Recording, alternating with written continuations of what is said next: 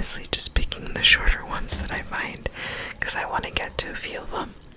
But I chose this one that says, "Something is wrong with me, but I don't know what it is." So it says, "Hi, I'm 16 years old, and I live with both of my parents and my younger brother, who is 5. Here's some backstory before I start. My mom and I always had a strong bond, but as of late she says some things that have made me cry myself to sleep every night." Oh, that's sad. "My parents are fighting more than ever, and I'm taking care of my brother like a second mom. Some things my mom has told me: the more I stay in this house, the more I want to kill you and your dad. I don't even see you as a daughter. If you wear makeup, you're gonna look ugly in a few years. Why do you always look so grumpy?"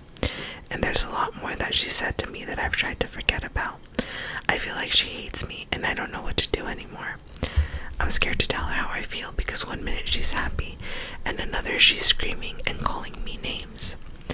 Like a sneaky bee, and other really harsh things. She says that I always kill the mood when I'm out with her, when all I want to do is be with my mom. The other day she hugged me and I broke down crying in her arms because it was the first time I hugged her in about 2 months or so. She asked me what was wrong, but I couldn't tell her. I'm so used to keeping my feelings to myself that it feels really awkward to tell her about it. Right after that happened, she went back to being mean to me. The reason our relationship deteriorated was because I failed chemistry. This is like not scary, it's just sad. The only class I've ever failed. I'm normally a straight A and B student. I resent her for letting a grade on a paper get in the way of our relationship. I understand everything about being upset, you know. That's not what I care about. She has every right to be upset that I failed chemistry. She's a baby. The only problem is that she makes me feel like a disappointment and like I ruin everything. I'm the scapegoat of the family. Everything is my fault. I don't get it. Anyway, that's the backstory. Recently, I've felt so out of it. I've looked in the mirror and I haven't recognized myself. For minutes at a time, I'll stare and just wonder who that is. It's not me. I feel so lifeless all the time. Sometimes I'll blankly stare for hours at a time, just thinking and staying silent. I don't feel like myself. I feel like I'm wandering life right now just as a spectator. I feel like I don't belong. I don't know what it's called, but I really need help. I just want to feel like myself again, and I don't know what to do anymore. I love my mom, and any advice would really be appreciated. I just want things to go back to normal." Guys, that's really sad. Like, I feel like it's really hard to be a teenager, so I think this little girl is just like dissociating or something, but that's really sad. That's not like, what do you call it? Scary. It's just sad. But, okay, let's see. Okay, this story is called Now You Don't. Hey, remember the time when you were 3 and almost burnt your hand when you touched the ironing machine? My mom says while chopping tomatoes for dinner. Yeah, I was stupid back then, I say while I iron her clothes out. Well, you still are, she returns wittily. I let out a chuckle. I love being here. I grew up here as a kid, and so the folks here are pretty warm towards us. And although the apartment is awfully small, it feels comfier than my bungalow. I try visiting mom as often as I can after cancer took dad a couple of years ago. The rain outside intensifies. You know, my doctor says that having almonds with honey is good for memory. Mom explains. So you've included it in your diet? Nah, I always forget about it. We both laugh. Over the years, we've both developed a friend-like bond, which helps us in sharing things that we otherwise wouldn't have shared. I'll be back, she says as she nods towards the bathroom. I give a slight nod and continue with my ironing. As time passes, I realize that it has been almost 15 minutes since she's gone to the bathroom. She should have been back by now. I set down the machine and make my way to the bathroom, knocking gently on the door.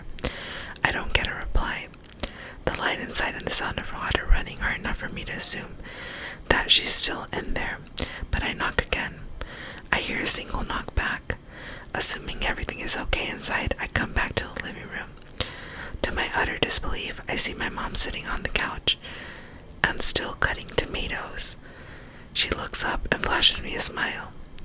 "What?" is all I'm able to say. She doesn't answer it. I calm myself down. I don't reason with myself right away. I look for more information, trying to keep my voice steady. I ask her, "Weren't you in the bathroom right now?" She looks up from the chopping board with a face as confused as mine.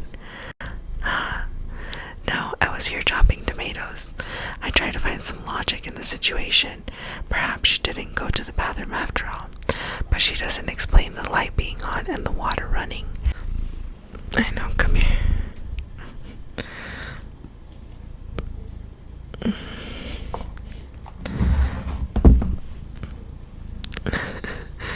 But that doesn't explain the light being on and the water running. Perhaps while I was outside of the bathroom, she'd already come back and forgotten to turn the lights and the tap off. Perhaps while I was outside the bathroom, she had already come back, and this had happened. And none of this explains the knock that I heard. I go to the bathroom to check for a potential intruder. The rational part of me argues that no intruder can come in through the bathroom window. But I push that thought aside for a while as I enter the bedroom and make my way towards the bathroom. I am perplexed when I see the bathroom door open and the lights and the tap turned off. None of it makes sense. I feel my t-shirt clinging to my skin, drenched in sweat. The air feels too stuffy now. Like a thunderbolt, a thought hits me. Mom, I need to go check in on her. With a rush of adrenaline, I jump across the bed and dart through the hallway to the living room. I don't see her on the couch where she was sitting before. I check the kitchen. The sound of silence receives me. I reach into the bedroom once more, knowing deep down that I will not find her there. I call her cell phone in despair. I hear it ringing outside the living room. I dash out of the apartment, not bothering to put on shoes. I feel the wet floor against my bare feet. Within seconds, I'm at the apartment parking lot, maneuvering my way past every parked car, looking for Mom. I am greeted with nothing but silence and darkness.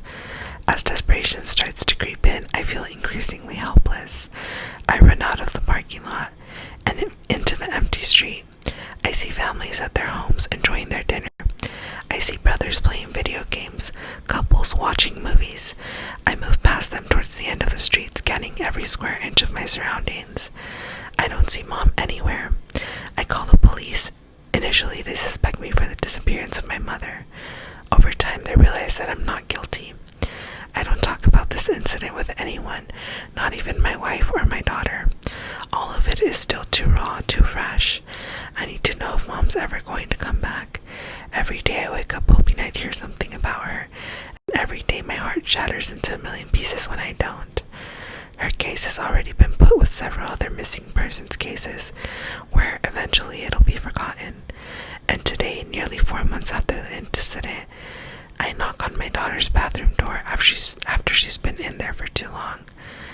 I hear a single knock back. That one is sad too. And just like, I hate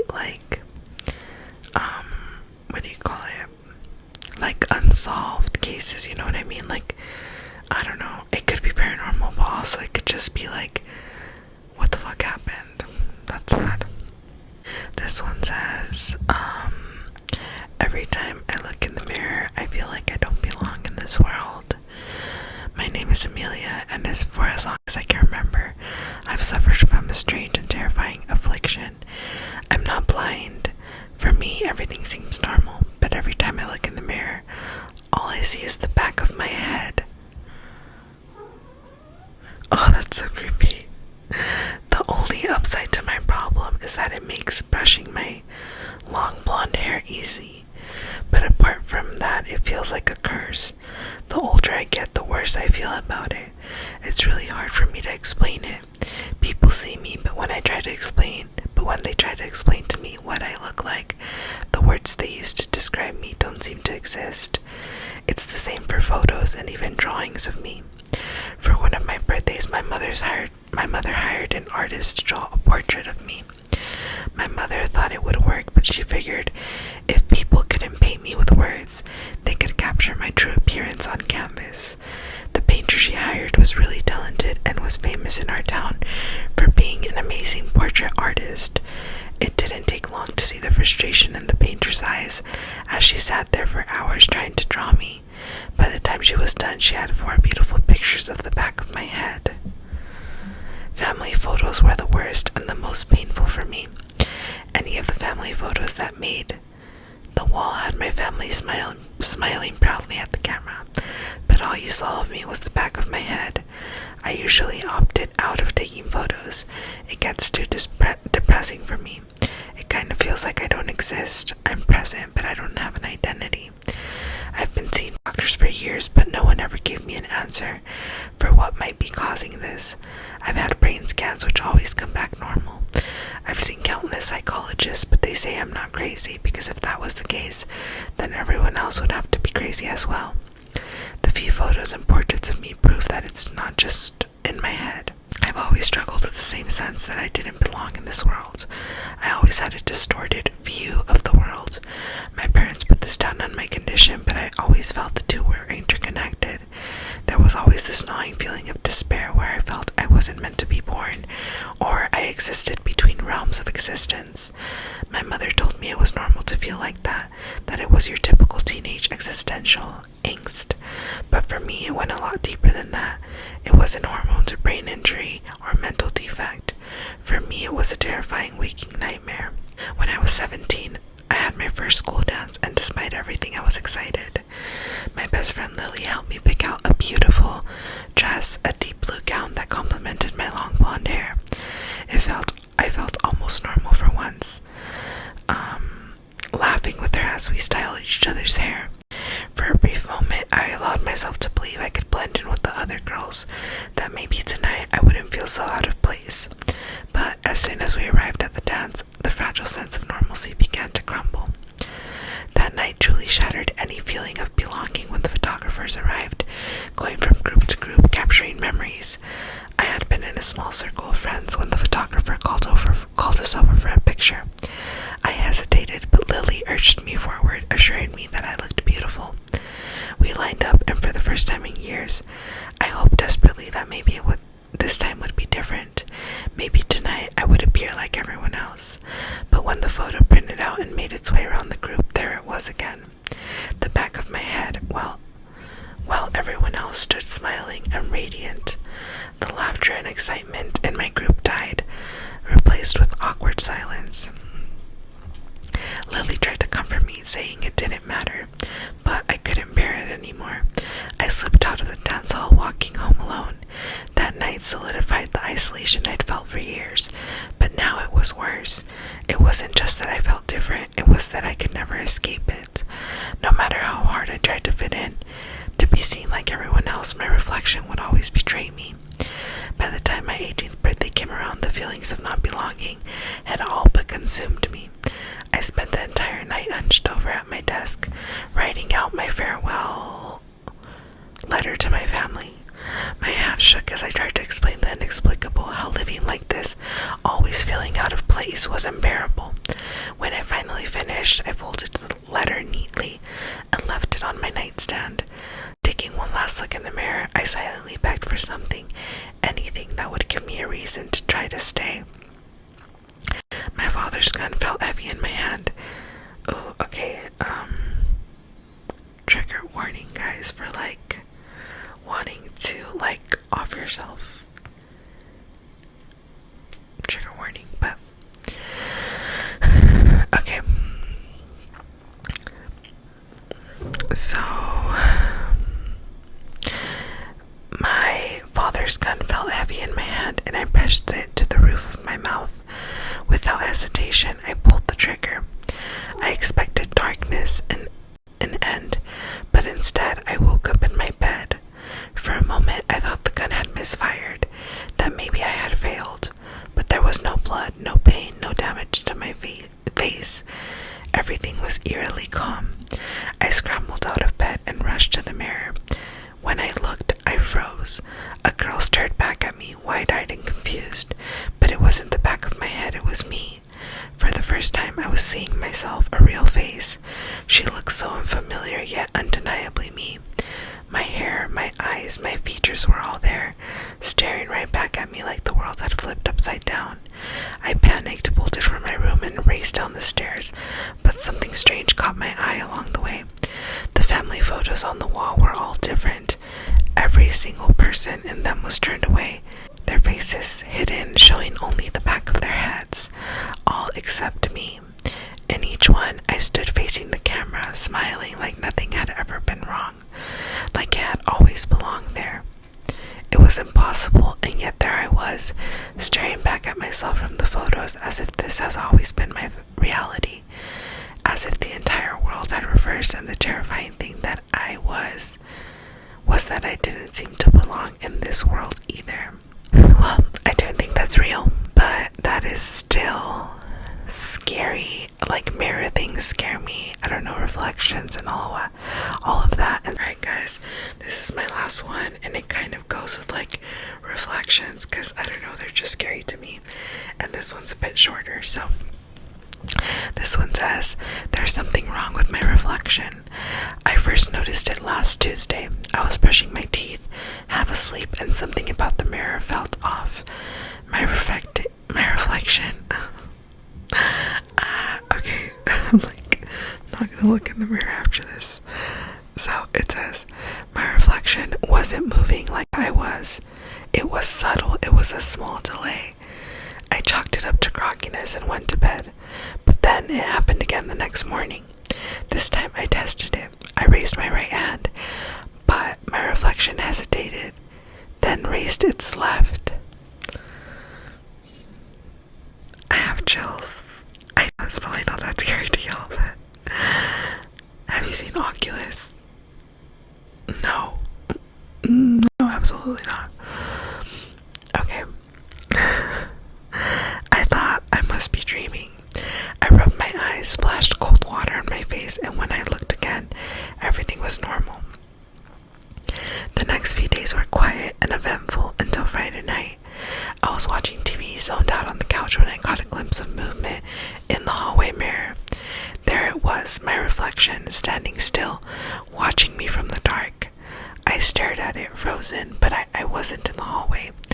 I closed my eyes, counted to 10, and when I opened them, the reflection was gone. I tried to convince myself it was stress, that I hadn't really seen it, but deep down I knew something was terribly wrong. Last night, I woke up around 3 a.m. to use the bathroom. I turned on the light and instinctively glanced at the mirror. My reflection was already staring back at me. This time it grinned. Hell no. I haven't looked in the mirror since. I don't think I'm alone anymore. There's something in here with me, and now I think it's getting closer. I'm about to go watch Smile 2, and a reflection grinning at you. Absolutely not.